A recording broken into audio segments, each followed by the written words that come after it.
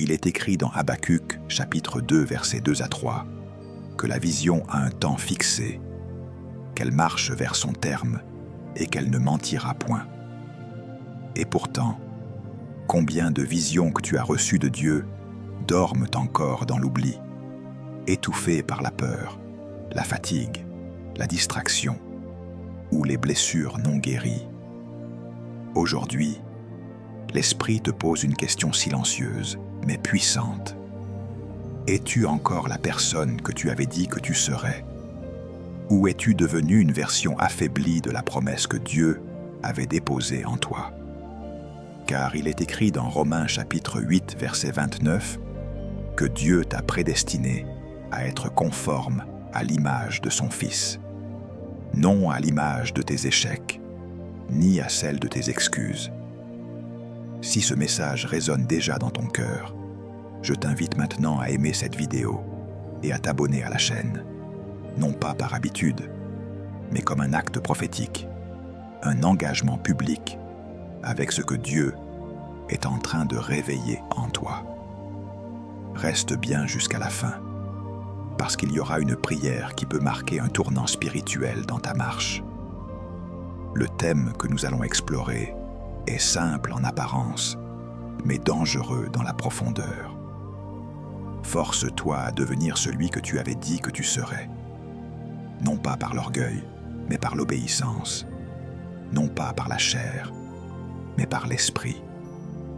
Et dès maintenant, écris en commentaire cette déclaration que tu portes dans ton esprit et dans ton avenir. Je redeviens la personne que Dieu a vue en moi.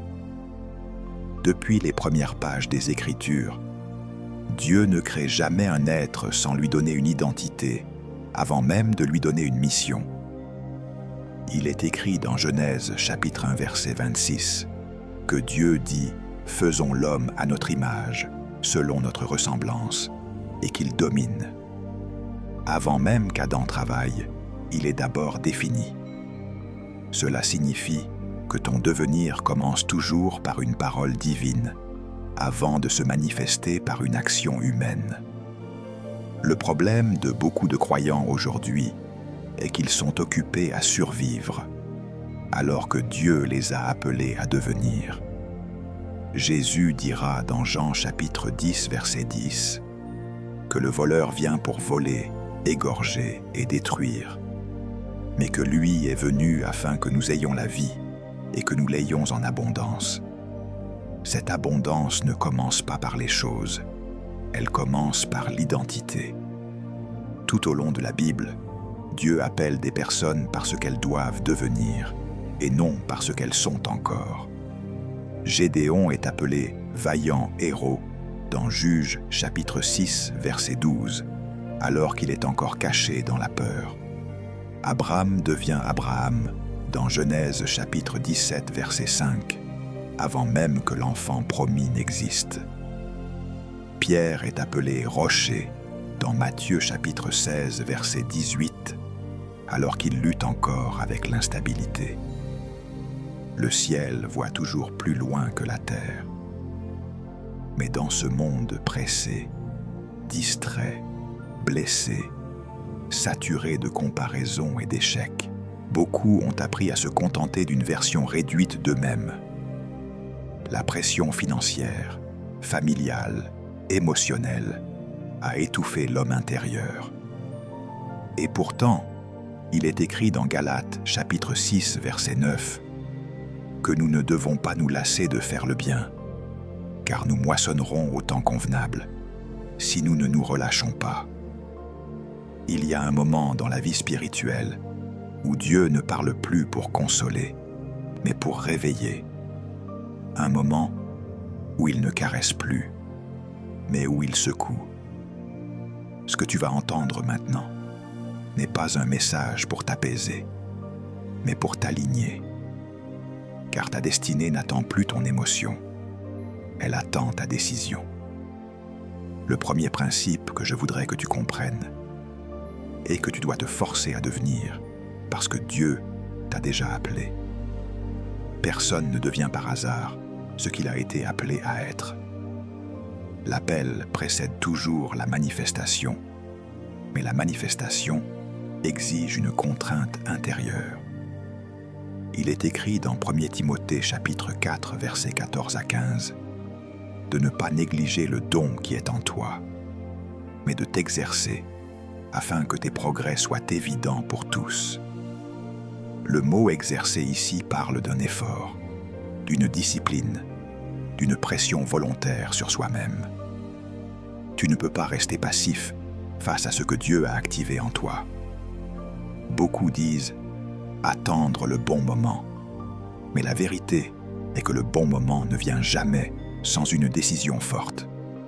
Il est écrit dans Josué chapitre 24, verset 15 « Choisissez aujourd'hui qui vous voulez servir.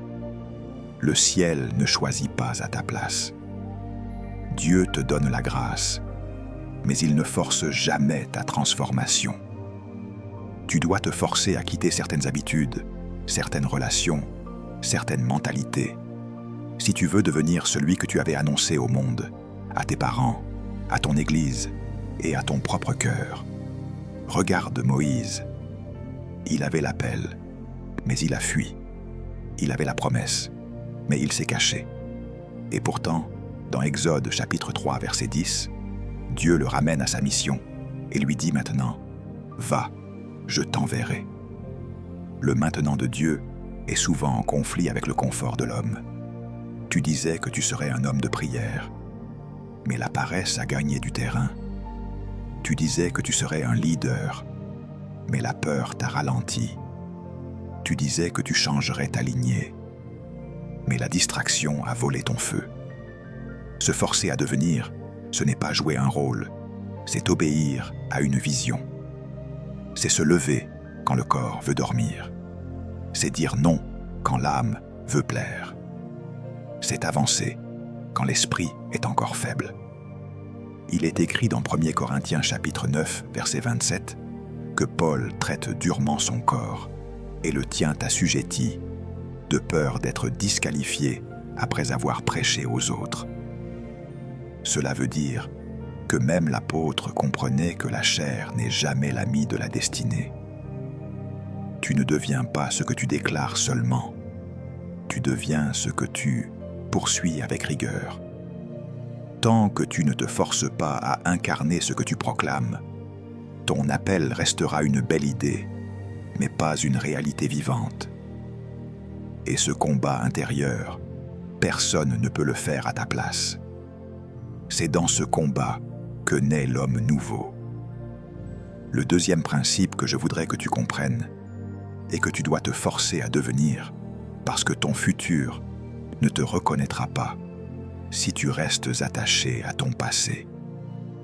Beaucoup parlent de destinée, mais continuent d'entretenir des versions anciennes d'eux-mêmes. Ils veulent des portes nouvelles avec des clés anciennes. Or, il est écrit dans Ésaïe chapitre 43, versets 18 à 19, « Ne vous souvenez plus des choses passées, et ne considérez plus ce qui est ancien.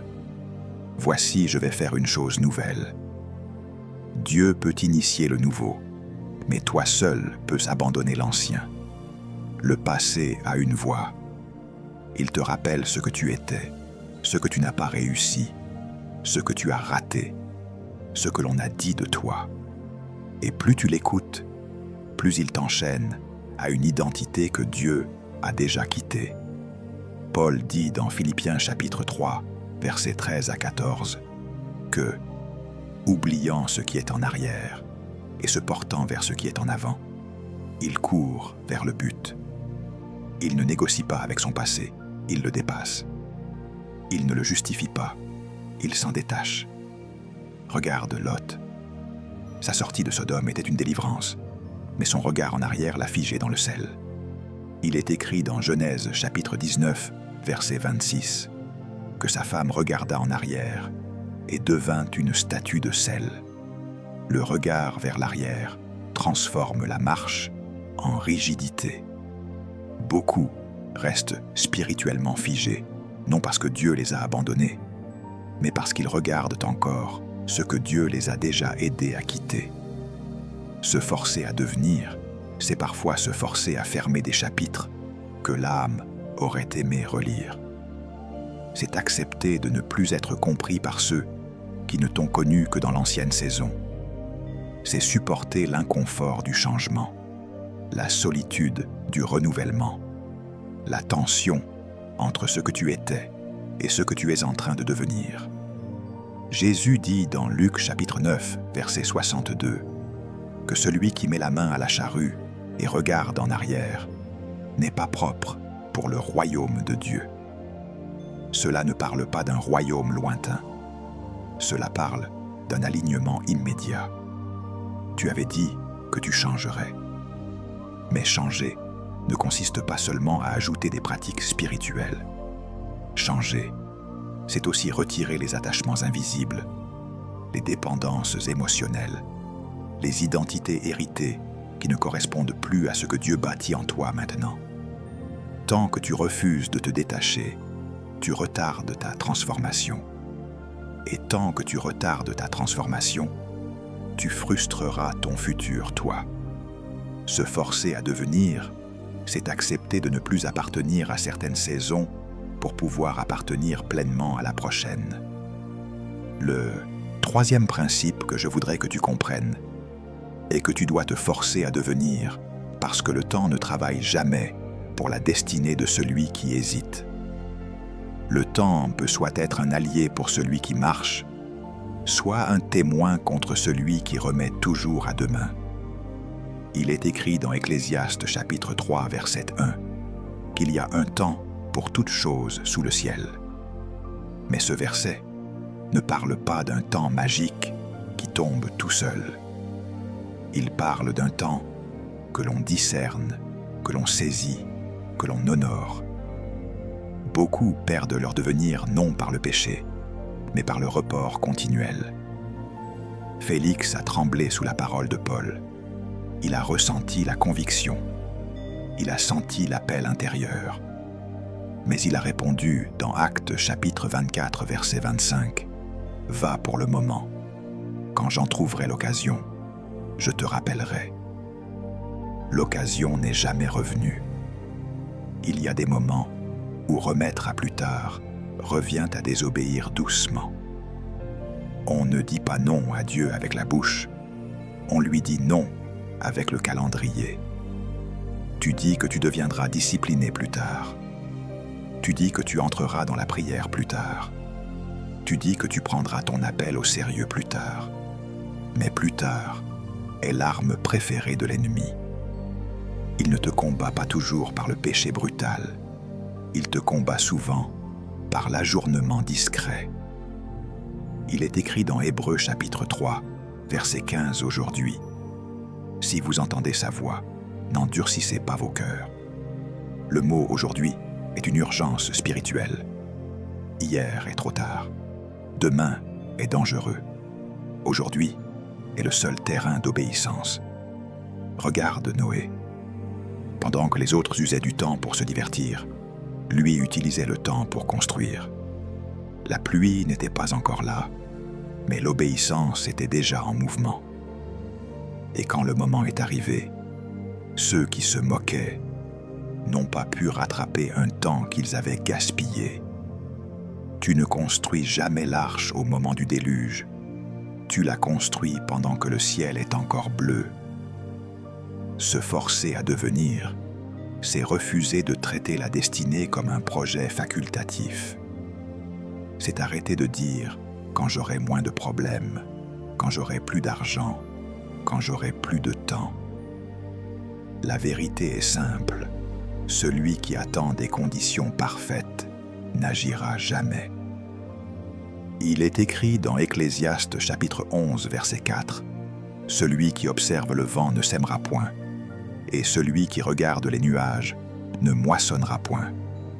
Le ciel ne s'aligne jamais avant l'obéissance, il s'aligne après. Tu n'as pas perdu ta destinée. Mais chaque jour d'hésitation t'éloigne de ta version prophétique. Et chaque jour d'obéissance te rapproche silencieusement de l'homme que tu as prophétisé être. Le quatrième principe que je voudrais que tu comprennes est que tu dois te forcer à devenir. Parce que ton environnement actuel n'est pas construit pour accueillir la personne que tu es en train de devenir. Beaucoup veulent changer sans déplacer leur atmosphère. Ils veulent devenir forts dans un climat qui nourrit leur faiblesse. Ils veulent grandir dans un sol qui étouffe leurs semences. Or, il est écrit dans 1 Corinthiens chapitre 15, verset 33, que les mauvaises compagnies corrompent les bonnes mœurs. Ce verset ne parle pas seulement du péché visible, il parle aussi de la mentalité ambiante, du langage qui t'entoure, des standards que tu tolères. Regarde Abraham. Dieu ne commence pas par changer ses circonstances, il commence par changer son territoire. Il est écrit dans Genèse chapitre 12, verset 1er. « Va-t'en de ton pays, de ta patrie et de la maison de ton père, vers le pays que je te montrerai. » Avant de lui donner une descendance, Dieu lui impose un déplacement. Cela signifie que certaines versions de toi ne peuvent jamais naître là où tu es resté trop longtemps. Tu ne peux pas devenir un homme nouveau dans un environnement qui nourrit l'homme ancien. Tu dis que tu veux prier plus, mais ton environnement nourrit la distraction. Tu dis que tu veux te purifier, mais ton entourage banalise ce que Dieu combat. Tu dis que tu veux marcher dans la profondeur, mais tu es entouré de voix superficielles qui ne parlent que d'argent, de plaisir, d'apparence et de comparaison. Et tu t'étonnes ensuite de te sentir confus, fatigué, instable. Ce n'est pas toujours un démon qui t'attaque. Parfois, c'est un environnement qui t'épuise. Se forcer à devenir, c'est parfois se forcer à couper certains accès. Accès à certaines conversations. Accès à certaines fréquentations. Accès à certaines habitudes numériques qui consomment ton feu sans jamais nourrir ton esprit. Jésus dit dans Matthieu chapitre 5, verset 29, que si ton œil droit est pour toi une occasion de chute, arrache-le et jette-le loin de toi. Cela ne parle pas de mutilation physique, cela parle de décision radicale pour protéger la destinée. Ton futur a besoin d'un climat différent de ton présent. Ton appel a besoin d'oxygène spirituel. Ton identité nouvelle a besoin d'un espace où elle peut respirer, sans être continuellement ramenée vers l'ancienne version. Tant que tu refuses de bouger intérieurement et extérieurement, tu imposes à ton devenir de vivre dans un espace trop étroit pour lui. Se forcer à devenir, c'est accepter d'être incompris momentanément pour être confirmé éternellement. Le cinquième principe que je voudrais que tu comprennes est que tu dois te forcer à devenir parce que la discipline précède toujours la manifestation. Personne ne devient fort par accident. Personne ne devient profond par hasard. Personne ne devient constant sans un choix répété de mourir à la facilité. Il est écrit dans Hébreux chapitre 12, verset 11, que toute discipline semble d'abord un sujet de tristesse et non de joie, mais qu'elle produit ensuite un fruit paisible de justice pour ceux qui ont été ainsi exercés. Cela signifie que le fruit que tu attends a besoin d'un entraînement que ton confort refuse souvent. Beaucoup aiment les prophéties, mais peu aiment les processus. Beaucoup aiment entendre ce qu'ils deviendront, mais résistent à ce qu'ils doivent pratiquer chaque jour pour y arriver. Or, il est écrit dans Jacques chapitre 1, verset 22, « Mettez la parole en pratique, et ne vous bornez pas à l'écouter en vous trompant vous-même. L'écoute sans obéissance produit l'illusion du progrès, mais jamais la transformation. Tu peux entendre 100 messages sur la prière et rester sec si tu ne t'imposes jamais un rendez-vous réel avec Dieu. Tu peux entendre 1000 enseignements sur la foi et rester instable si tu ne forces jamais ta chair à croire quand les émotions tremblent. Regarde David. Avant d'être roi en public, il a appris la fidélité dans le secret. Il est écrit dans 1 Samuel chapitre 16 verset 13 qu'il est oint au milieu de ses frères, mais il ne monte pas aussitôt sur le trône. Il retourne garder les brebis. C'est entre l'onction et la couronne que la discipline forge le caractère. Beaucoup veulent l'estrade sans l'entraînement, l'autorité sans la constance, la gloire sans l'obéissance invisible. Mais Dieu ne révèle jamais ce qu'il n'a pas d'abord éprouvé. Se forcer à devenir, c'est se forcer à prier même lorsque l'émotion est absente. C'est se forcer à lire la parole même lorsque l'esprit est distrait. C'est se forcer à rester pur même lorsque le désir crie. C'est se forcer à rester fidèle dans les petites choses. Car il est écrit dans Luc chapitre 16 verset 10 que celui qui est fidèle dans les petites choses l'est aussi dans les grandes. Tu n'entreras jamais dans une grande manifestation si tu repousses sans cesse les petits choix d'obéissance. Et maintenant, pendant que cette vérité s'enracine en toi, laisse cette déclaration traverser ton cœur et descendre dans l'espace des commentaires, comme un acte prophétique de repositionnement intérieur. Je n'attends plus d'avoir envie. Je deviens discipliné par amour pour ma destinée. Le 6e principe que je voudrais que tu comprennes est que tu dois te forcer à devenir, parce que l'ennemi combat toujours ce qui est sur le point de naître. Plus ta destinée est grande, plus la résistance est subtile, persistante, parfois invisible. Il est écrit dans Jean chapitre 10 verset 10 que le voleur ne vient que pour dérober, égorger et détruire. Il ne vient pas toujours pour t'attaquer de face, il vient souvent pour t'épuiser de l'intérieur, pour affaiblir ta persévérance, pour t'installer dans une fatigue spirituelle qui te donne l'impression que devenir est trop difficile pour toi. Regarde le peuple d'Israël. La mer s'ouvre, la promesse est proche, mais l'ennemi surgit derrière eux.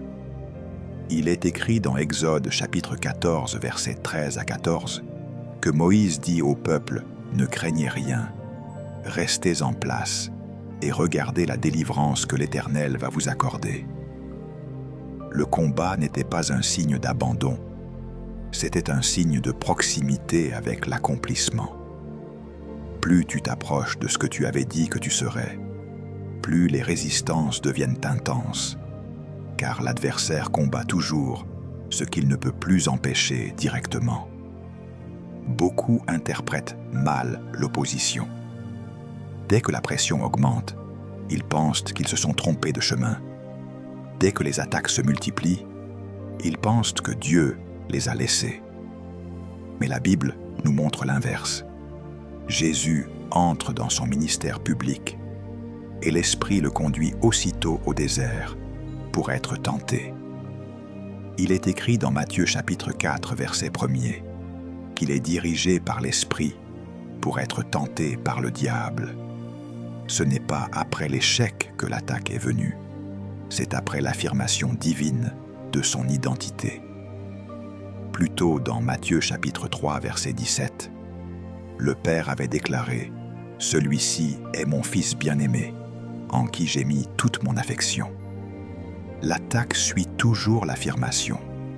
Se forcer à devenir, c'est refuser de prendre la résistance comme une preuve d'échec, mais comme un signe de positionnement. C'est continuer à prier quand la sécheresse insiste. C'est continuer à croire quand les circonstances crient le contraire. C'est continuer à marcher quand les forces émotionnelles sont presque à terre. L'apôtre Paul déclare dans 2 Corinthiens chapitre 12 verset 9 que la grâce de Dieu se manifeste pleinement dans la faiblesse.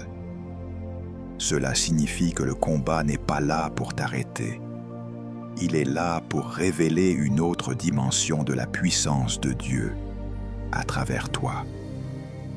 Tu ne dois pas abandonner maintenant, parce que ce que tu ressens comme une pression est souvent le dernier mur avant l'élargissement. Ce que tu ressens comme une fatigue est parfois la dernière contraction avant la naissance. Et si tu cèdes à ce stade, tu abandonnes juste avant la transformation. Se forcer à devenir, c'est apprendre à marcher avec Dieu, même quand le terrain tremble sous les pieds, parce que tu sais que la promesse est plus forte que la tempête. Le 7e principe que je voudrais que tu comprennes est que tu dois te forcer à devenir, parce que ta transformation n'est pas seulement pour toi, elle est une réponse à l'attente des autres. Beaucoup pensent que devenir la personne promise par Dieu est une affaire individuelle, intime, personnelle. Mais la vérité est que ton obéissance est toujours liée à la délivrance de quelqu'un d'autre. Il est écrit dans Romains chapitre 8, verset 19, que la création attend avec un ardent désir la révélation des fils de Dieu. Cela signifie que tant que tu restes caché dans la peur, le doute ou la paresse spirituelle, quelque chose autour de toi reste en souffrance, en attente, en suspension.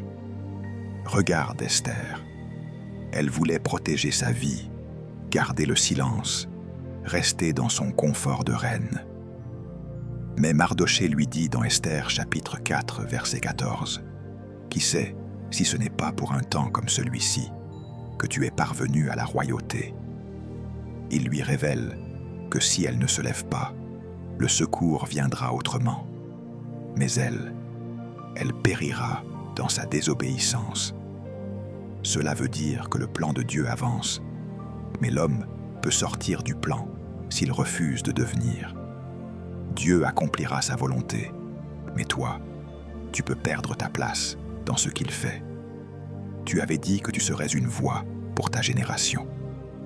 Tu avais dit que tu serais un instrument de guérison pour ta famille. Tu avais dit que tu serais un témoin de transformation pour ton quartier, ton église, ton environnement professionnel. Et pourtant, aujourd'hui encore, tu hésites à sortir. Tu te caches derrière la peur de l'échec, derrière la peur du regard des autres, derrière la peur de ne pas être prêt. Mais personne n'est jamais prêt avant d'obéir. La préparation se fait souvent en marchant, pas en attendant. Jérémie a dit qu'il était trop jeune. Moïse a dit qu'il ne savait pas parler. Gédéon a dit qu'il était le plus petit. Tous ont trouvé une raison de ne pas devenir. Mais Dieu ne change jamais d'avis à cause des complexes humains. Il est écrit dans Jérémie chapitre 1, versets 5 à 7, que Dieu l'avait établi prophète avant même sa naissance et qu'aucune excuse n'a annulé cet appel. Ce que Dieu décide dans l'éternité ne peut pas être annulé par tes insécurités. Se forcer à devenir, c'est accepter que ta vie n'est pas une propriété privée spirituelle. C'est comprendre que ton obéissance ouvre des portes invisibles pour d'autres et que ta désobéissance ferme parfois des issues que quelqu'un attend en silence. Tant que tu restes en retrait, quelqu'un reste lié. Tu ne dois plus te demander si tu en es capable. Tu dois désormais te demander ce qui restera captif si tu refuses de devenir. Après avoir posé les principes visibles, l'Esprit veut maintenant t'emmener plus loin, dans les profondeurs de ce que l'on ne voit pas toujours à la surface. Car il existe des vérités que l'on ne discerne pas avec l'intelligence naturelle, mais avec un cœur brisé devant Dieu. Ce que tu vas entendre maintenant ne touche plus seulement ta discipline, mais ton identité spirituelle, la plus intime. La première vérité cachée que je voudrais que tu comprennes est que l'homme que tu avais dit que tu serais existe déjà dans le monde spirituel, avant même de se manifester dans le monde naturel. Tu n'es pas en train d'inventer ton devenir. Tu es en train de rejoindre ce que Dieu a déjà défini. Il est écrit dans Éphésiens chapitre 2 verset 10 que nous sommes son ouvrage, ayant été créés en Jésus-Christ pour de bonnes œuvres que Dieu a préparées d'avance, afin que nous les pratiquions. Cela signifie que ton futur n'est pas une improvisation, c'est un chemin préparé. Tu ne marches pas vers l'inconnu, tu marches vers une réalité déjà écrite dans le ciel. C'est pour cela que tu ressens parfois ce décalage intérieur, cette tension étrange entre ce que tu vis et ce que tu sens au fond de toi. Ce malaise n'est pas une confusion, c'est un rappel. Ton esprit se souvient de ce que Dieu a déjà inscrit. Job dira dans Job chapitre 32 verset 8 qu'il y a dans l'homme un souffle, une inspiration du Tout-Puissant qui donne l'intelligence. Ce souffle porte aussi la mémoire de ton appel, même quand ta conscience l'a oublié. Voilà pourquoi certaines versions de ta vie te fatiguent sans raison apparente. Tu peux réussir extérieurement et te sentir vide intérieurement. Tu peux être applaudi et te sentir en décalage. Tu peux avancer et pourtant sentir que tu n'es pas encore à ta place. Ce n'est pas un problème émotionnel, c'est un problème d'alignement. Ta vie extérieure n'a pas encore rejoint ton identité spirituelle. Tant que ce décalage existe, l'âme est agitée, même dans le confort. Regarde Jésus. Avant d'entrer dans son ministère visible, il reçoit une confirmation invisible. Il est écrit dans Luc chapitre 3, verset 22, que le Saint-Esprit descend sur lui et qu'une voix du ciel dit « Tu es mon Fils bien-aimé. En toi, j'ai mis toute mon affection. » Avant les miracles, avant les foules, avant la croix, il y a l'identité.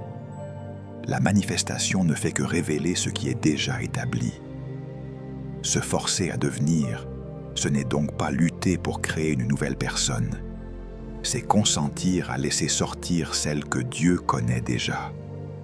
C'est accepter que ton appel n'est pas une option, mais une réalité spirituelle qui cherche une chair pour s'exprimer. Et tant que tu refuseras ce passage, tu lutteras contre toi-même plus que contre l'ennemi. Tu ne cours pas après un rêve flou, tu marches vers une réalité céleste qui attend simplement ton obéissance pour prendre forme dans le temps. La deuxième vérité cachée que je voudrais que tu comprennes est que tu ne luttes pas seulement contre des circonstances, tu luttes contre des résistances spirituelles qui veulent retarder ta manifestation. Ce que tu prends parfois pour de la fatigue, de la confusion, de la lenteur ou de l'oubli est souvent un combat invisible autour de ton devenir.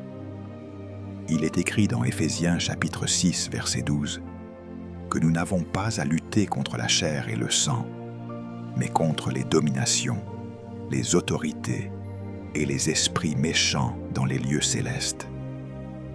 Cela signifie que si ta destinée est élevée, l'opposition sera organisée. L'ennemi ne combat pas ce qui est sans impact. Il concentre sa pression là où une menace se lève contre son royaume.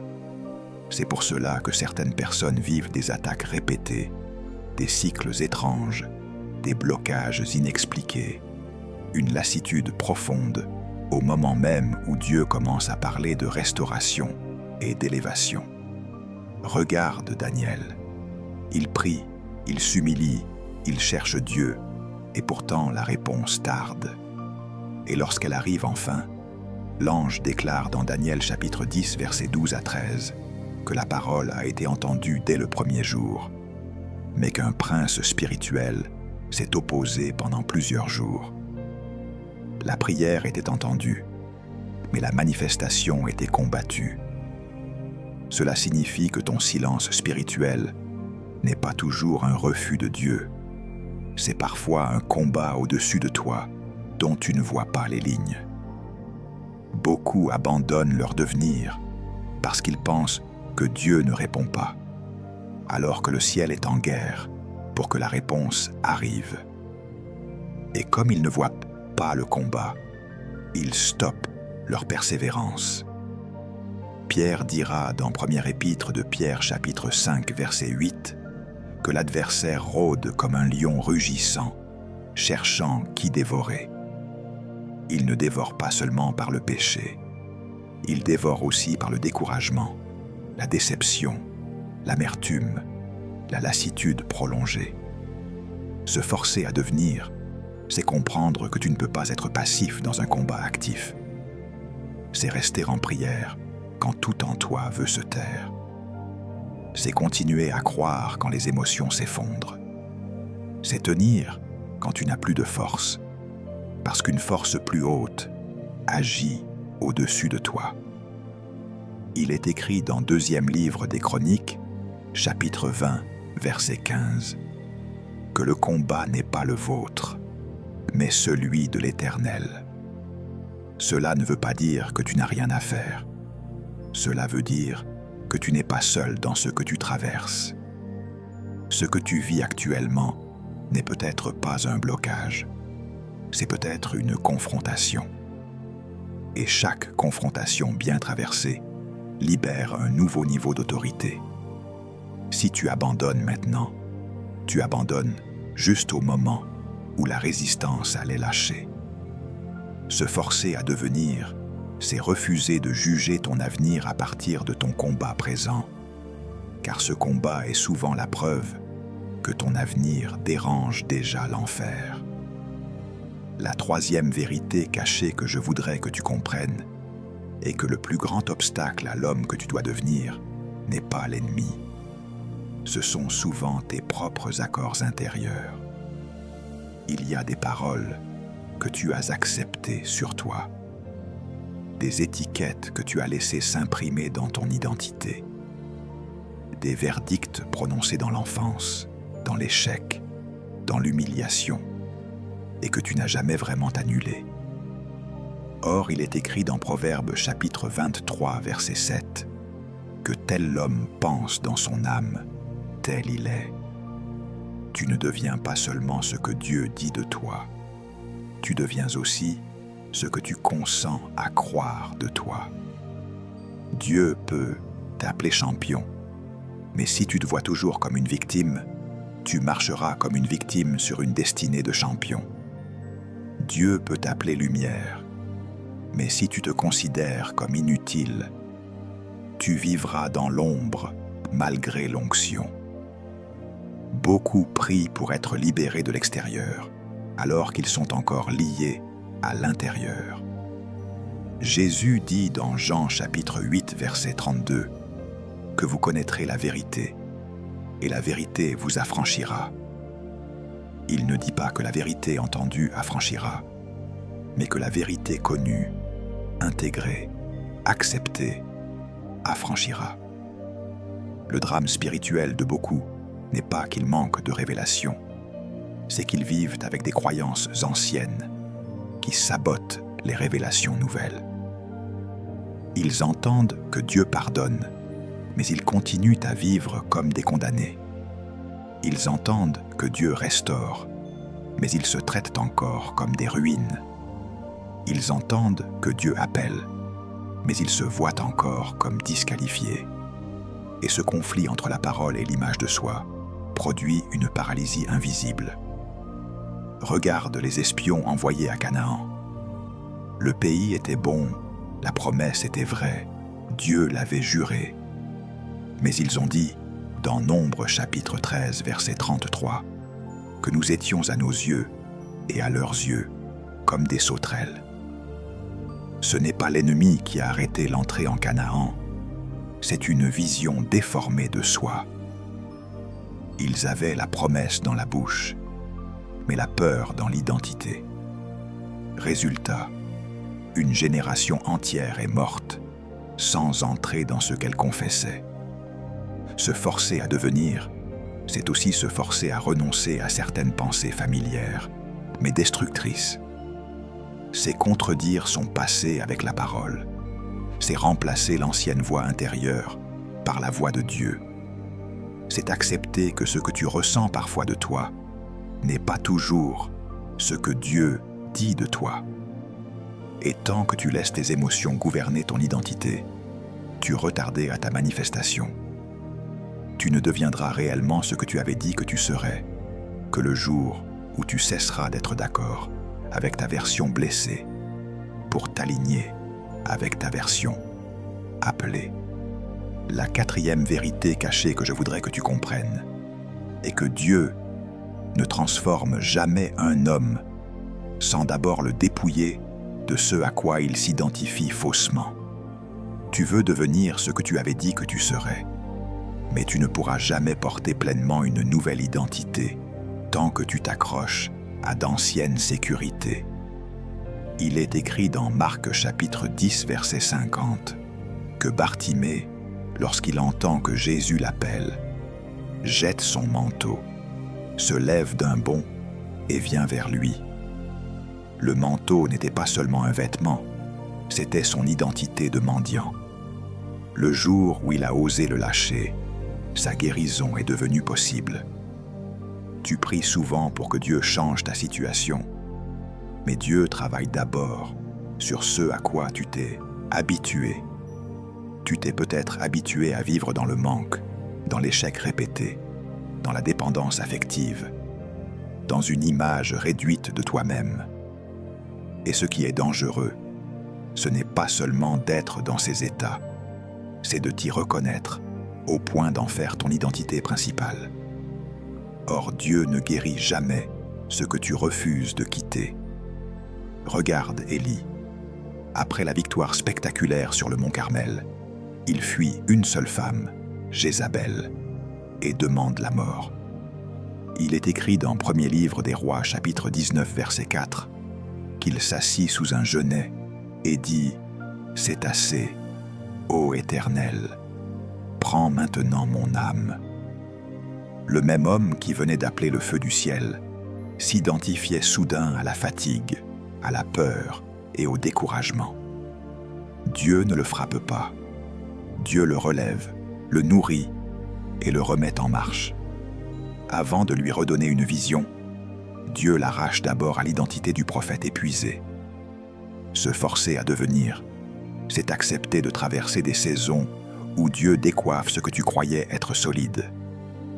Des saisons où certaines relations s'effritent, où certaines sources de réconfort disparaissent, où certaines habitudes deviennent soudain inconfortables.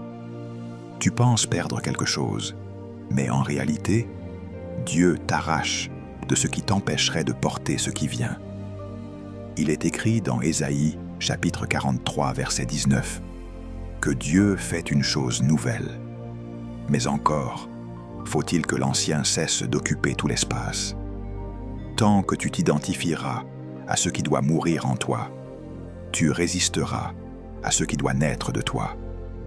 Tant que tu diras « je suis comme ça », tu mettras une limite humaine là où Dieu avait prévu une transformation divine. Et sans t'en rendre compte, tu lutteras contre la main même qui veut t'élever.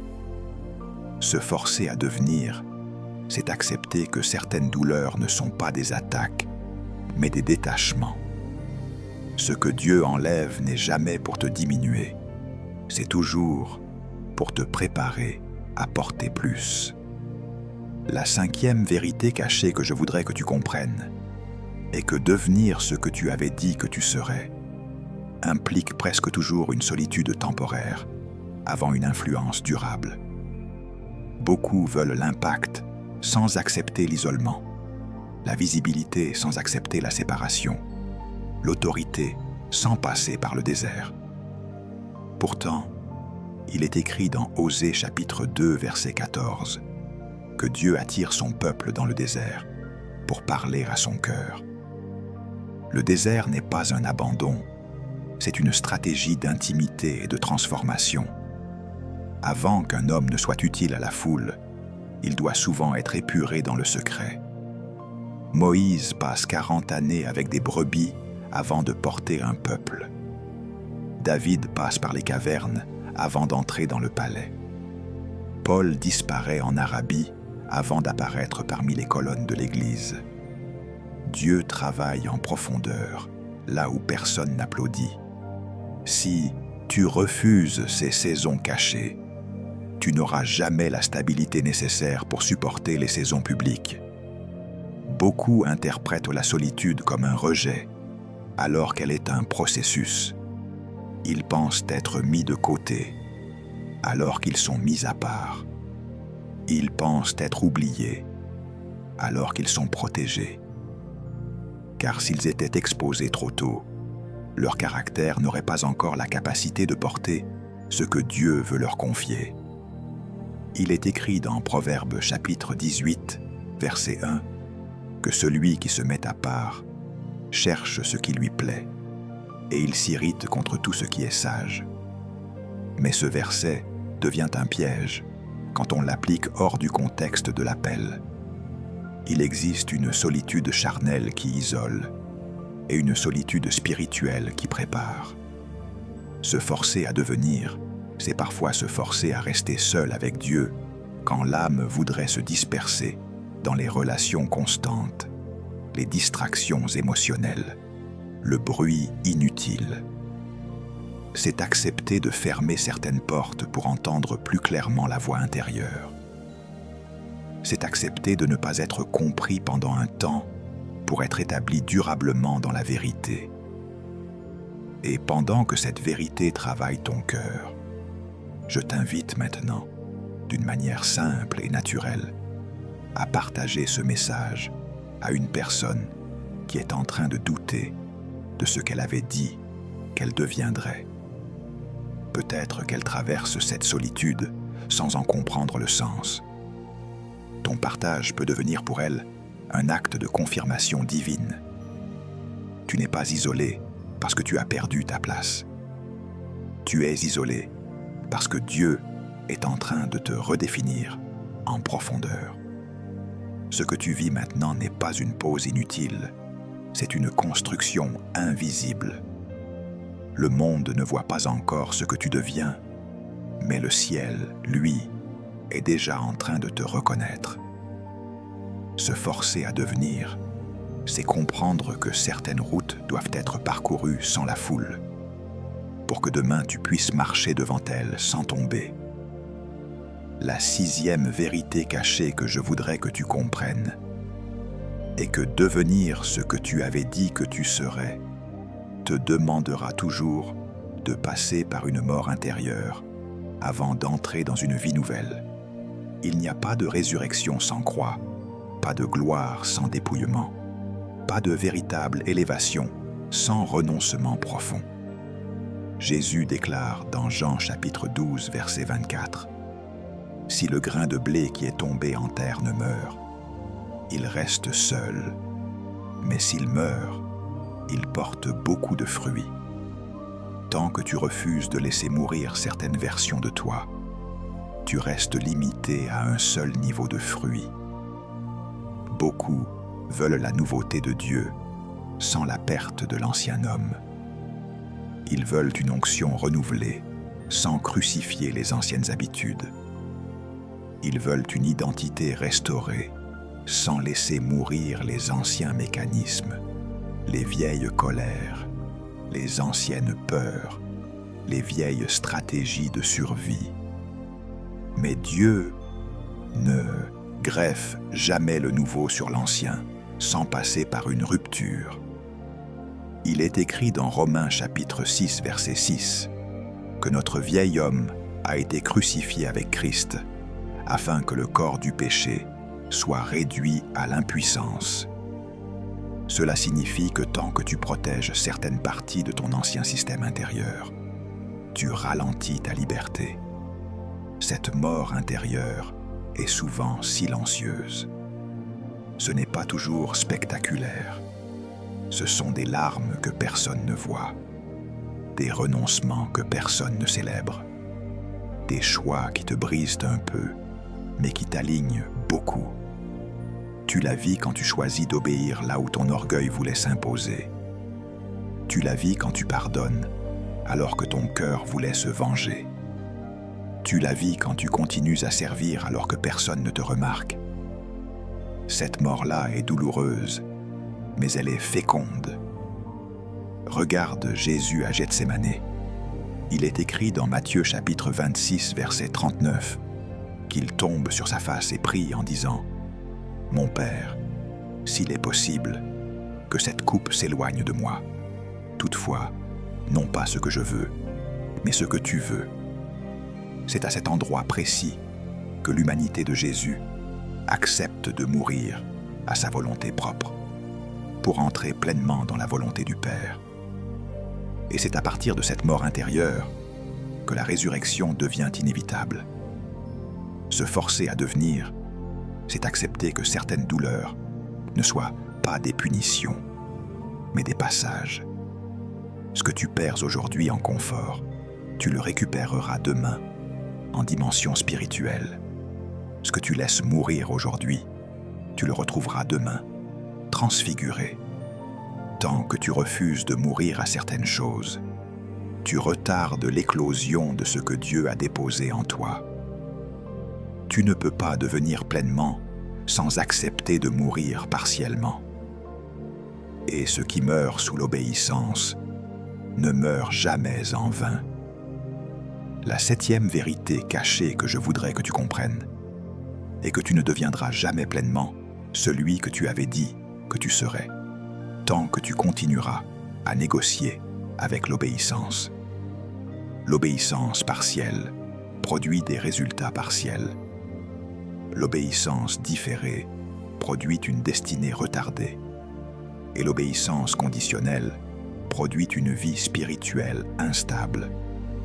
Il est écrit dans 1 Samuel chapitre 15 verset 22 que l'obéissance vaut mieux que les sacrifices et que la soumission vaut mieux que la graisse des béliers. Cela signifie que Dieu ne cherche pas d'abord ce que tu lui offres. Il cherche ce que tu lui remets. Beaucoup obéissent tant que cela ne blesse pas leur confort, tant que cela ne secoue pas leur relation, tant que cela ne touche pas leur sécurité financière, leur prestige, leur image. Mais dès que l'obéissance demande un vrai risque, une vraie perte, un vrai pas dans l'inconnu, ils commencent à négocier. Or, avec Dieu, on ne négocie pas la transformation, on l'accepte entièrement, ou on la retarde soi-même. Regarde le jeune homme riche. Il vient poser une bonne question à Jésus. Il observe les commandements. Il a une discipline morale. Mais quand Jésus touche à son attachement profond, tout s'arrête. Il est écrit dans Marc chapitre 10, verset 21 à 22 que Jésus l'aima, puis lui dit « Va, vends tout ce que tu as, donne-le aux pauvres, et tu auras un trésor dans le ciel. Puis viens et suis-moi. » Mais il s'en alla tout triste. Il voulait la vie éternelle, mais sans mourir à ce qui gouvernait son cœur. Il voulait devenir, mais sans perdre ce qu'il maîtrisait. Se forcer à devenir, c'est comprendre que l'obéissance que Dieu attend n'est pas seulement celle qui t'arrange, c'est surtout celle qui te transforme. C'est celle qui t'oblige à lâcher ce que tu contrôlais. C'est celle qui te met dans une dépendance réelle. C'est celle qui te pousse hors du connu, vers ce que tu avais peur de devenir, mais que Dieu a toujours vu en toi. Beaucoup échouent à devenir non parce qu'ils n'aiment pas Dieu, mais parce qu'ils aiment encore trop certaines sécurités. Ils veulent Dieu dans leur avenir, mais ils veulent rester maîtres du chemin. Ils veulent la promesse, mais ils veulent aussi garder les rênes. Or, il est écrit dans Proverbes chapitre 3, versets 5 à 6, « Confie-toi en l'Éternel de tout ton cœur, et ne t'appuie pas sur ta sagesse. Reconnais-le dans toutes tes voies, et il aplanira tes sentiers. » Tant que tu t'appuies encore sur ta propre sagesse, ton sentier reste irrégulier. Tu ne deviendras jamais pleinement celui que tu avais dit que tu serais, temps que tu choisiras ce que tu veux obéir et ce que tu refuses d'obéir. Mais le jour où tu diras à Dieu oui sans condition, ce jour-là, quelque chose s'ouvre dans l'invisible. Ce jour-là, les résistances commencent à céder. Ce jour-là, le ciel reconnaît enfin que tu es prêt à porter ce que tu proclamais. La vraie question n'est plus de savoir si tu as une promesse. La vraie question est maintenant de savoir si tu es prêt à lui obéir jusqu'au bout. Tu as entendu les principes, tu as reçu les vérités cachées. Mais maintenant, la foi doit descendre de la révélation vers l'action. Car la parole qui n'est pas pratiquée devient un témoignage contre celui qui l'a reçu. Ce que tu vas entendre maintenant n'est pas pour t'émouvoir, mais pour transformer concrètement ta manière de marcher avec Dieu, jour après jour. Le premier acte de transformation que tu dois poser pour devenir celui que tu avais dit que tu serais est de reprendre chaque jour le gouvernement de ton temps devant Dieu. Beaucoup prient quand ils ont du temps, mais très peu décident de donner du temps à Dieu. Or, il est écrit dans Psaume chapitre 90, verset 12, « Enseigne-nous à bien compter nos jours, afin que nous appliquions notre cœur à la sagesse. Tant que ton temps est dispersé, ta destinée sera fragmentée. » Tu ne peux pas devenir un homme ou une femme de profondeur avec une vie intérieure désorganisée. Reprendre le gouvernement de ton temps, ce n'est pas d'abord créer un emploi du temps complexe, c'est restaurer un rendez-vous sacré. C'est choisir un moment dans ta journée, même court, mais fixe, où ton téléphone se tait, où les notifications s'éteignent, où les voix extérieures deviennent secondaires, et où Dieu redevient central. Jésus se retirait souvent à l'écart pour prier. Il est écrit dans Luc chapitre 5, verset 16, qu'il se retirait dans les déserts et priait. Si le Fils de Dieu avait besoin de ces temps, combien plus toi? C'est dans ces moments réguliers que ton identité se reconstruit. C'est là que Dieu réaligne ta vision. C'est là que les bruits intérieurs se calment. Tu ne peux pas devenir fort spirituellement si tu nourris ton esprit une fois de temps en temps, comme une activité facultative. La régularité est une loi spirituelle. Ce que tu pratiques rarement te transformera rarement. Ce que tu pratiques chaque jour finira toujours par te transformer. Reprendre ton temps devant Dieu, c'est aussi apprendre à dire non à certaines urgences humaines pour obéir à une priorité spirituelle.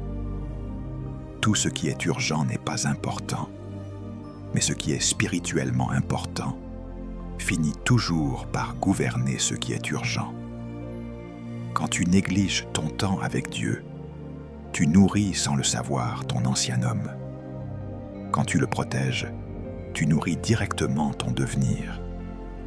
Tu ne deviens pas celui que tu avais dit que tu serais par des élans occasionnels, mais par des décisions répétées. Et la première de ces décisions est celle-ci. Dieu aura chaque jour une place fixe dans mon emploi du temps. Non pas quand il reste du temps, mais parce qu'il est la source du temps. Le deuxième acte de transformation que tu dois poser pour devenir celui que tu avais dit que tu serais est de purifier volontairement les sources qui alimentent ton esprit. Tu ne deviens jamais uniquement par ce que tu veux. Tu deviens surtout par ce que tu absorbes chaque jour. Il est écrit dans Proverbes chapitre 4, verset 23, que tu dois garder ton cœur plus que toute autre chose, car de lui viennent les sources de la vie. Cela signifie que ce qui entre dans ton cœur détermine ce qui sortira de ta vie demain. Beaucoup veulent une pensée renouvelée, tout en nourrissant leur esprit avec des discours qui détruisent la foi, des contenus qui exaltent la chair. des conversations qui banalisent le péché, des images qui attisent les désirs déréglés. Ensuite, il s'étonne de se sentir faible dans la prière, instable dans la foi, confus dans les décisions. Mais aucun esprit ne peut devenir fort s'il est constamment contaminé. Jésus affirme dans Matthieu chapitre 12, verset 34, que c'est de l'abondance du cœur que la bouche parle.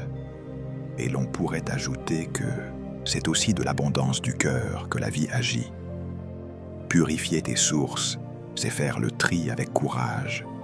C'est choisir ce que tu regardes, ce que tu écoutes, ce que tu lis, ce que tu laisses t'affecter émotionnellement. Ce n'est pas du légalisme, c'est de la préservation spirituelle. Tu ne peux pas bâtir un homme nouveau avec les mêmes aliments qui nourrissaient l'ancien homme. Il est écrit dans Romains chapitre 12, verset 2, que tu dois être transformé par le renouvellement de l'intelligence. Or, l'intelligence ne se renouvelle jamais sans un changement de nourriture intérieure. Purifier tes sources, c'est parfois perdre certaines distractions pour retrouver la clarté. C'est parfois te séparer de certaines voix pour entendre la voix de Dieu à nouveau. C'est accepter d'être différent dans ce que tu consommes pour devenir différent dans ce que tu manifestes. Au début, cela produit une impression de vide. Mais ce vide n'est pas une perte. C'est un espace que Dieu utilise pour reconstruire. Tu ne deviendras jamais celui que tu avais dit que tu serais en laissant entrer n'importe quoi dans ton esprit. Mais le jour où tu décides de contrôler ce qui t'alimente, tu reprends en réalité le contrôle de ce que tu deviens. Le troisième acte de transformation que tu dois poser pour devenir celui que tu avais dit que tu serais est d'aligner tes paroles avec ton identité prophétique. Tu ne deviendras jamais au-delà de ce que tu autorises à sortir régulièrement de ta bouche. Il est écrit dans Proverbes chapitre 18, verset 21, que la mort et la vie sont au pouvoir de la langue, et que celui qui l'aime en mangera les fruits. Cela signifie que ta bouche n'est pas un simple organe de communication, c'est un instrument de direction spirituelle. Beaucoup prient avec foi, mais parlent ensuite contre leur propre destinée. Ils déclarent la promesse devant Dieu, puis ils confessent l'échec devant les hommes. Ils proclament la victoire dans la prière, puis ils annoncent la peur dans les conversations quotidiennes. Et sans s'en rendre compte, ils détruisent dans la journée ce qu'ils ont bâti dans la nuit. Jésus dit dans Matthieu chapitre 12, verset 37, que c'est par tes paroles que tu seras justifié, et c'est par tes paroles que tu seras condamné. Cela veut dire que tes paroles créent soit un couloir de justification, soit un couloir de blocage. Aligner tes paroles, ce n'est pas faire semblant que tout va bien quand tout va mal. Ce n'est pas nier la réalité. C'est refuser de donner à la réalité une autorité supérieure à la parole de Dieu. C'est choisir de dire « Je traverse une vallée, mais je ne suis pas abandonné ». C'est dire « Je lutte, mais je ne suis pas vaincu ». C'est dire « Je suis en construction, même quand l'extérieur ressemble à un champ de ruines ». Regarde Abraham. Il est écrit dans Romains chapitre 4, verset 17 que Dieu l'appelle père d'une multitude alors qu'il n'a encore aucun enfant. Et Abraham accepte de s'aligner avec cette parole contre l'évidence naturelle. C'est cette concordance entre la parole divine et la confession humaine qui active la manifestation. Quand tu parles mal de toi-même, tu coopères avec ce que tu veux quitter. Quand tu parles selon la vérité de Dieu, tu coopères avec ce que tu veux devenir. Tes paroles ne sont pas neutres. Elles sont soit des outils de libération, soit des chaînes invisibles. Tu ne deviendras jamais celui que tu avais dit que tu serais avec une bouche qui détruit ce que Dieu construit. Mais le jour où tu décides de parler selon ton appel et non selon ta peur, tu actives un levier spirituel puissant dans ta transformation. Le 4e acte de transformation que tu dois poser pour devenir celui que tu avais dit que tu serais est de rompre consciemment avec la passivité spirituelle. Beaucoup aiment Dieu sincèrement, mais vivent leur marche avec lui comme des spectateurs au lieu d'en être des acteurs. Ils attendent que Dieu fasse tout, qu'il décide de tout, qu'il change tout, sans jamais s'engager pleinement eux-mêmes. Pourtant, il est écrit dans Jacques chapitre 2, verset 17, que la foi, si elle n'a pas les œuvres, est morte en elle-même. Une foi immobile devient une foi malade. Rompre avec la passivité, c'est arrêter d'attendre de ressentir avant d'obéir. C'est comprendre que l'obéissance précède souvent l'émotion et non l'inverse. Beaucoup disent « Je prierai quand j'en aurai envie, je servirai quand je me sentirai prêt, je changerai quand je serai plus fort. » Mais la vérité est que la force vient souvent après l'acte, pas avant. Il est écrit dans Zacharie chapitre 4 verset 10 de ne pas mépriser le jour des petits commencements.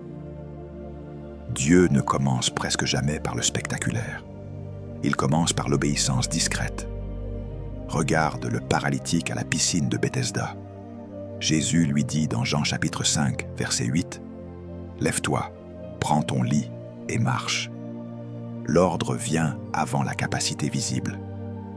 L'homme aurait pu répondre « Je ne peux pas, je suis paralysé. » Mais c'est en tentant de se lever que la force se manifeste. Si tu attends d'être fort pour agir, tu n'agiras jamais. Mais si tu agis avec ce que tu as, la puissance de Dieu rejoint ton mouvement. Rompre avec la passivité, c'est aussi cesser de reporter ta transformation sur les prières des autres.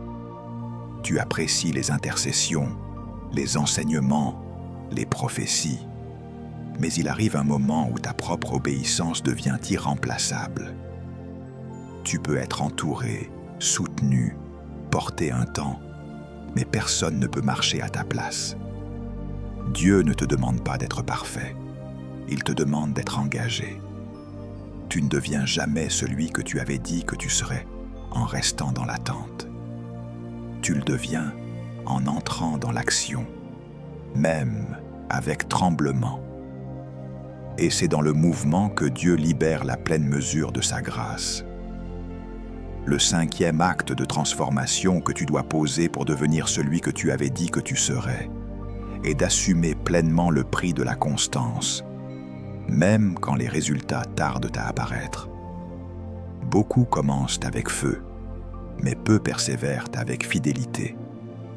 Pourtant, il est écrit dans Galates chapitre 6 verset 9 que nous ne devons pas nous lasser de faire le bien, car nous moissonnerons au temps convenable, si nous ne nous relâchons pas. Cela signifie clairement que la récolte n'est pas seulement liée à ce que tu fais, mais surtout à ta capacité à ne pas abandonner. La constance te met face à l'épreuve la plus difficile, celle du silence apparent de Dieu. Tu pries, mais tu ne vois rien.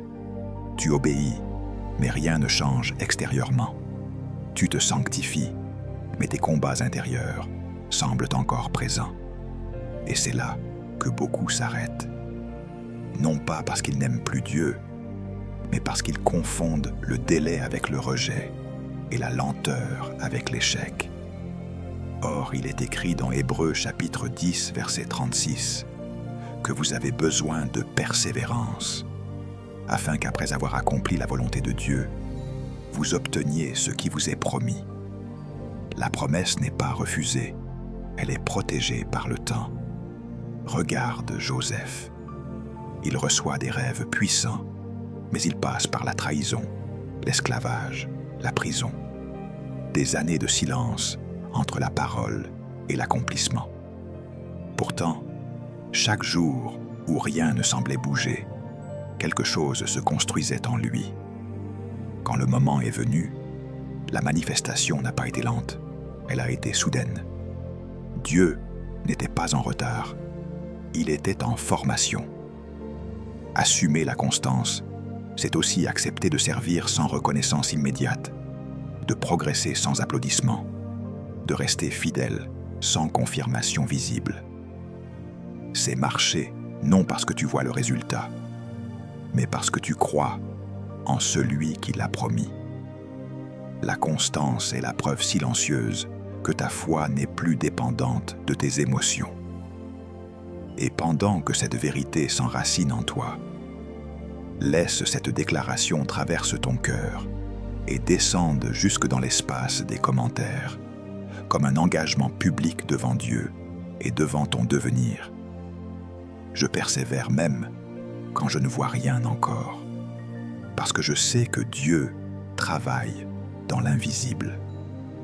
Le 6e acte de transformation que tu dois poser pour devenir celui que tu avais dit que tu serais est d'apprendre à obéir à Dieu, même quand cela va contre ta logique, ton confort et tes sécurités humaines. Beaucoup suivent Dieu tant que cela reste compréhensible, raisonnable, rassurant. Mais dès que l'obéissance devient illogique, coûteuse, inconfortable, ils ralentissent, hésitent, négocient. Pourtant, il est écrit dans Proverbes chapitre 3, verset 5. « Confie-toi en l'Éternel de tout ton cœur et ne t'appuie pas sur ta sagesse. » Cela signifie que la transformation réelle commence souvent là où ta compréhension s'arrête. Regarde Pierre. Jésus lui dit dans Luc chapitre 5, versets 4 à 6, « Avance en pleine eau et jetez vos filets pour pêcher. » Pierre est un professionnel. Il a pêché toute la nuit sans rien prendre. Humainement, cela n'a aucun sens de recommencer. Et pourtant, il obéit sur une seule parole, et la bénédiction dépasse toute mesure. L'obéissance qui transforme n'est presque jamais confortable. Elle te met souvent dans une position où tu dois choisir entre ce que tu comprends et ce que Dieu dit. Beaucoup restent bloqués spirituellement, non parce qu'ils manquent de foi, mais parce qu'ils veulent tout sécuriser avant d'agir. Ils veulent voir avant de croire, comprendre avant d'obéir, maîtriser avant de se livrer. Mais la foi biblique fonctionne à l'envers. Tu crois d'abord, tu obéis ensuite, et la compréhension vient après. Il est écrit dans Hébreux chapitre 11, verset 8, qu'Abraham obéit en partant sans savoir où il allait. Son pas a précédé sa vision. Apprendre à obéir sans tout comprendre, c'est apprendre à faire confiance au caractère de Dieu plus qu'à tes raisonnements. C'est accepter que Dieu voit des détails que tu ignores. C'est renoncer au contrôle pour entrer dans la conduite. Et tant que tu veux tout contrôler, tu ralentis le processus de Dieu dans ta vie. Tu ne deviendras jamais pleinement celui que tu avais dit que tu serais, avec une foi qui n'agit que quand tout est clair. Mais le jour où tu obéis même dans l'incertitude, tu déclenches des mécanismes spirituels qui dépassent ton intelligence et accélèrent ta transformation. Le 7e et dernier acte de transformation que tu dois poser pour devenir celui que tu avais dit que tu serais est de transformer définitivement ton rapport à l'épreuve. Beaucoup prient pour que les épreuves cessent, mais très peu demandent à Dieu ce que ces épreuves sont censées produire en eux. Pourtant, il est écrit dans Jacques chapitre 1 versets 2 à 4 que tu dois regarder comme un sujet de joie complète les diverses épreuves auxquelles tu peux être exposé, sachant que l'épreuve de ta foi produit la patience, afin que tu sois parfait, accompli et sans défaut. Cela signifie que l'épreuve n'est pas un ralentissement de ton devenir, elle est un outil de ton devenir, Tant que tu vois l'épreuve comme une punition, tu lutteras contre elle. Mais le jour où tu comprends qu'elle est aussi une formation, ta posture change. Tu ne subis plus seulement, tu apprends. Tu ne te plains plus seulement, tu discernes. Tu ne fuis plus systématiquement, tu t'élèves. Dieu ne permet jamais une épreuve sans y cacher une dimension de ton identité future. Ce que tu traverses aujourd'hui est souvent la réponse silencieuse à ce que tu avais déclaré vouloir devenir hier. Regarde Job. Il perd tout. Il ne comprend rien. Mais à la fin, il déclare dans Job chapitre 42, verset 5, « Je ne te connaissais que par ouï-dire, mais maintenant mon œil t'a vu. » L'épreuve n'a pas seulement restauré ses biens, elle a transformé sa relation avec Dieu. Ce que tu subis parfois te prépare à une connaissance plus profonde, plus stable, plus vraie. Transformer ton rapport à l'épreuve, c'est ne plus demander seulement à Dieu « balance-moi », mais aussi « Seigneur, façonne-moi ». C'est accepter que certaines saisons sont inconfortables parce qu'elles sont chirurgicales. Dieu travaille en profondeur, là où les regards ne vont pas, là où l'orgueil se cache, là où les racines de certaines faiblesses sont encore vivantes. Tu ne deviens pas celui que tu avais dit que tu serais, malgré les épreuves. Tu le deviens souvent à travers elles. Elles te dépouillent, elles t'enseignent, elles t'humilient, elles t'affermissent. Et un jour, tu réaliseras que ce que tu appelais combat était en réalité un moulage divin. Il y a des moments où Dieu n'enseigne plus seulement par des principes, mais où il parle par révélation directe à l'esprit. Ce que tu vas entendre maintenant n'est pas une simple illustration. C'est une parole prophétique sous laquelle se cache un appel, une direction et une convocation à marcher avec Jésus dans une dimension plus profonde de la foi. Ainsi parle l'Esprit du Seigneur. Je t'ai vu avant que tu ne te voies. Je t'ai appelé alors que tu doutais encore de ton nom spirituel. Je t'ai formé alors que tu te comparais. Je t'ai marqué alors que tu te cachais. Tu as dit un jour que tu deviendrais quelqu'un, mais aujourd'hui ton cœur tremble parce que ce chemin s'est révélé plus coûteux que tu ne l'imaginais. Et le Seigneur te dit maintenant, ce que tu voyais comme une simple promesse était en réalité un appel éternel. Je t'ai vu lutter dans le secret. Je t'ai vu pleurer sans témoin. Je t'ai vu t'asseoir avec des questions que personne ne pouvait comprendre. Je t'ai vu essayer, tomber, recommencer, encore et encore. Et tu as cru que le ciel se taisait, mais en réalité, je te façonnais. Tu pensais que je t'avais oublié, mais je t'isolais pour t'enseigner ce que la foule ne peut jamais transmettre. Le Seigneur dit, tu voulais devenir fort, mais tu ne savais pas que la vraie force naît dans l'abandon. Tu voulais être établi, mais tu ne savais pas que l'établissement passe d'abord par le dépouillement. Tu voulais être reconnu, mais tu ne savais pas que je devais d'abord enlever de toi la dépendance au regard des hommes. Tu as souvent demandé quand, et moi, je regardais surtout si ton cœur était prêt. Je t'ai retiré certaines relations, non pour t'humilier, mais pour t'empêcher de t'identifier à ce qui t'empêcherait de monter. Je t'ai enlevé certaines sécurités, non pour t'appauvrir, mais pour t'apprendre à te reposer sur moi. Je t'ai laissé traverser des silences, non pour te punir, mais pour t'enseigner à marcher sans béquilles émotionnelles. Et le Seigneur dit, « Aujourd'hui, je te ramène devant ta parole, celle que tu as prononcée dans l'enthousiasme, dans la foi, dans les larmes, dans l'espérance. Tu avais dit que tu deviendrais un homme de prière. Tu avais dit que tu deviendrais une femme d'impact. Tu avais dit que tu ne vivrais pas une vie ordinaire.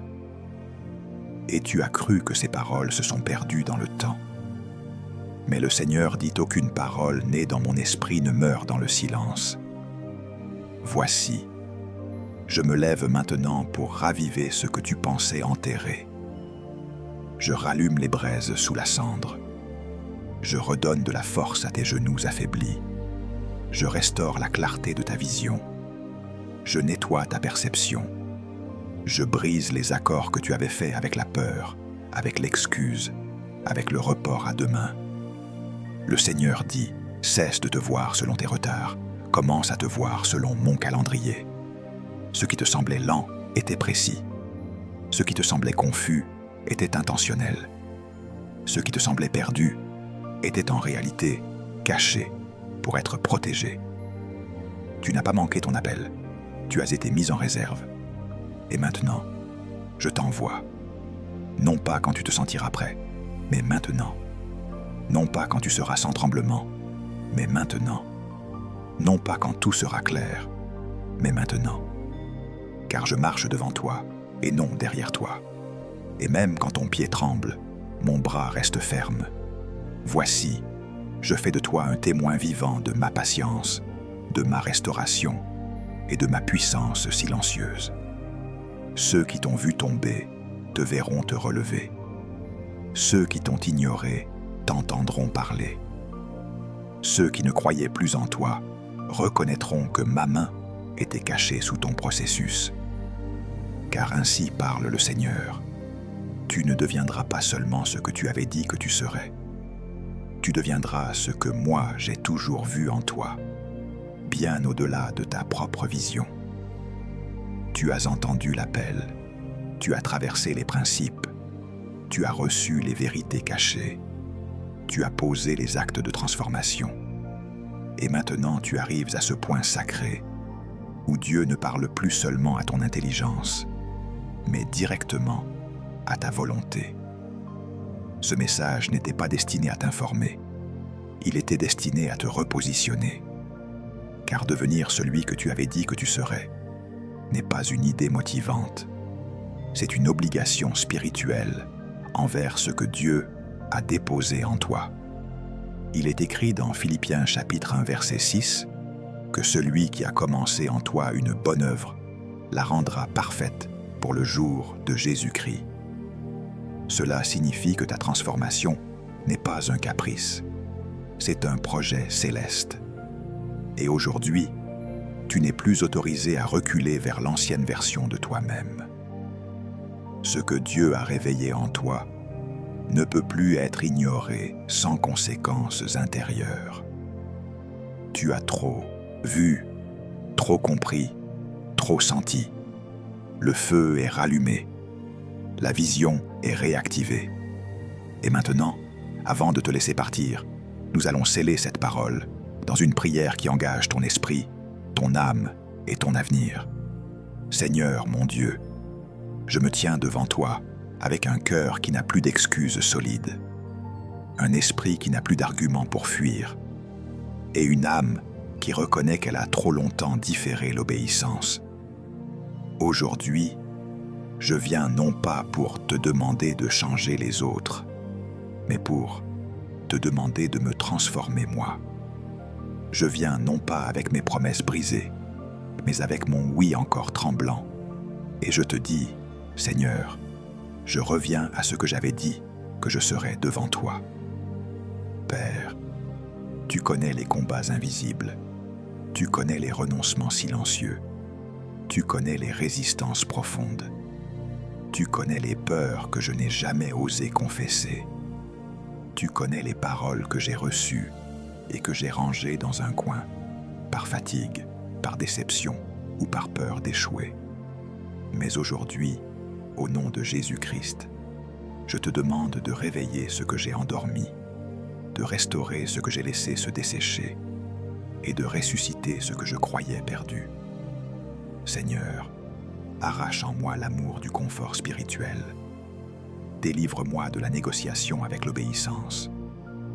Brise les accords secrets que j'ai conclus avec la peur, le report, la tiédeur, la comparaison, la paresse intérieure. Je refuse de me contenter d'une vie spirituelle réduite. Je refuse de continuer à vivre comme si mon appel était facultatif. Je refuse de traiter ma destinée comme un loisir du dimanche.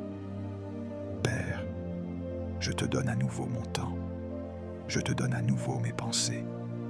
Je te donne à nouveau ma bouche. Je te donne à nouveau mes décisions. Je te donne ce qui me rassure et ce qui me fait trembler. Je te donne mes forces et mes blocages. Je te donne ma vision et mes retards. Je te donne mes désirs légitimes et mes attachements illégitimes. Tout ce qui en moi te résiste, je le dépose maintenant à tes pieds. Seigneur Jésus, toi qui as obéi jusqu'à la croix, apprends-moi l'obéissance sans condition. Apprends-moi à marcher même quand le terrain est flou. Apprends-moi à croire même quand les émotions sont instables. Apprends-moi à persévérer même quand ce que je fais ne porte pas encore de fruits visibles. Je ne veux plus être un auditeur seulement. Je veux être un pratiquant établi. Saint-Esprit, viens purifier mes sources. Viens réordonner mon intérieur. Viens réajuster mes priorités.